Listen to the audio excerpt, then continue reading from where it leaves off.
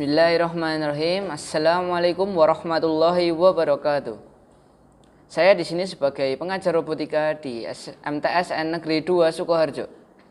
Innal hamdalillah rahmatuhu wa nasta'inuhu wa nastaghfiruh wa na'udzu billahi min syururi anfusina wa min sayyiati a'malina. May yahdihillahu fala mudhillalah. Asyhadu an la ilaha illallah wa asyhadu anna Muhammadan abduhu wa rasuluh. Perkembangan pendidikan di dunia tidak lepas dari adanya perkembangan dari revolusi industri yang terjadi pada dunia ini. Karena secara tidak langsung perubahan tatanan pada ekonomi turut merubah tatanan pendidikan di suatu negara. Revolusi industri dimulai dari revolusi industri 1.0, yaitu dimulai pada abad ke-18 dengan penemuan mesin uap. Revolusi industri 2.0 dimulai pada abad ke-19 hingga abad 20. Mulai penggunaan listrik yang membuat biaya produksi menjadi murah. Revolusi industri 3.0 terjadi pada sekitar tahun 1970-an melalui penggunaan komputerisasi. Revolusi industri 4.0 terjadi secara tidak langsung pada sekitar tahun 2010-an melalui rekayasa intelijensi dan Internet of Things sebagai tulang punggung penggerak dan konektivitas manusia dan mesin. Revolusi industri 4.0 sering pula disebut revolusi industri generasi keempat yang ditandai dengan kemunculan superkomputer, robot pintar, kendaraan tanpa awak atau drone, editing genetik, dan perkembangan neuroteknologi yang memungkinkan manusia dapat mengoptimalkan fungsi otak. Revolusi industri berpengaruh pada perubahan besaran di bidang pertanian, manufaktur, pertambangan, transportasi, teknologi, dan memiliki dampak yang mendalam terhadap segala aspek kehidupan dunia.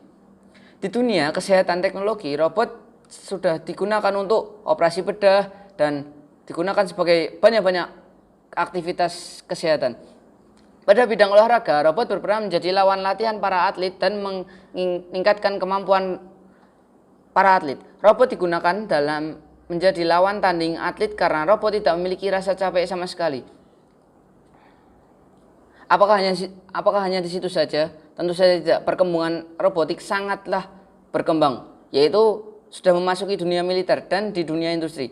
Boston Dynamics telah mengembangkan robot tentara untuk membantu tentara-tentara manusia dalam menjalankan tugasnya. Dalam industri, penerapan robot mulai digunakan karena efisiensi yang lebih baik. Robot dapat melakukan produksi selama 24 jam non-stop yang tidak dapat dilakukan oleh manusia. Anak madrasah belajar robotik, apakah cocok? Perlu diketahui bahwa penemu mekanik robot pertama adalah orang Islam. Siapakah yang pertama kali menemukan robot? Bentuk robot pertama kali diciptakan sekitar abad ke-12. Saat itu yang pertama kali menemukan sistem robotik bernama Ibnu Ismail al-Jazari, lahir di Al-Jazira, tepatnya antara sungai Tigris dan Efrat. Beliau tinggal di Diyarbakir, Turki. Banyak dikatakan pada masanya, Artificial Intelligence Jazari telah berhasil membuat robot yang bisa diprogram. Dan bentuk robot yang berhasil dibuat, bentuknya seperti perahu terapung, seperti kapal ataupun kapal selam. Di dalamnya terdapat robot pemain musik. Robot ini dapat digunakan sebagai penghibur kerajaan. Tapi masih banyak lagi bentuk robot yang dibentuk oleh ilmuwan Al-Jazari. Salah satunya adalah mesin yang memungkinkan membuat air bergerak secara otomatis di dalam istana. Dan penemuan yang terkenal adalah jam gajah. Itu adalah penemuan pertama ilmuwan Al-Jazari.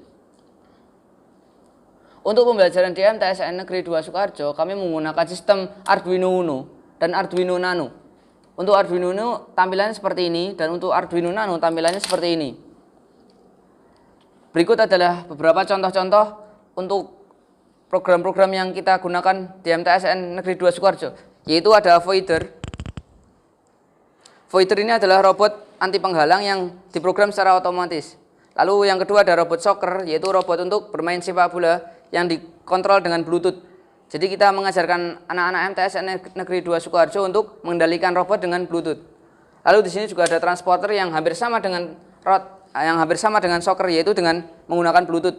Dia dapat mencapit benda atau membawa-bawanya ke tempat yang ditentukan dan untuk bermain-main.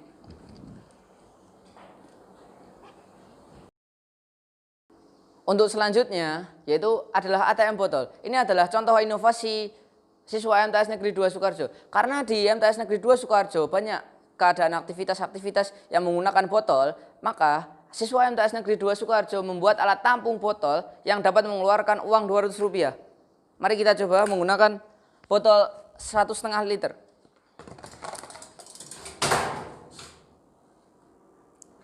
Ini adalah reward yang akan diberikan jika siswa akan memasukkan botol ke dalam alat ini. Setelah pemaparan materi di atas, kami akan memberikan tugas untuk siswa MTS Negeri 2 Sukoharjo. Yaitu yang pertama, coba carilah satu inovasi di bidang teknologi untuk membantu mengatasi wabah COVID-19. Lalu yang kedua, coba jelaskan cara kerja dari alat ATM botol ini. Hanya itulah yang dapat kami sampaikan. Sekian, bila ada salahnya mohon maaf. Wassalamualaikum warahmatullahi wabarakatuh.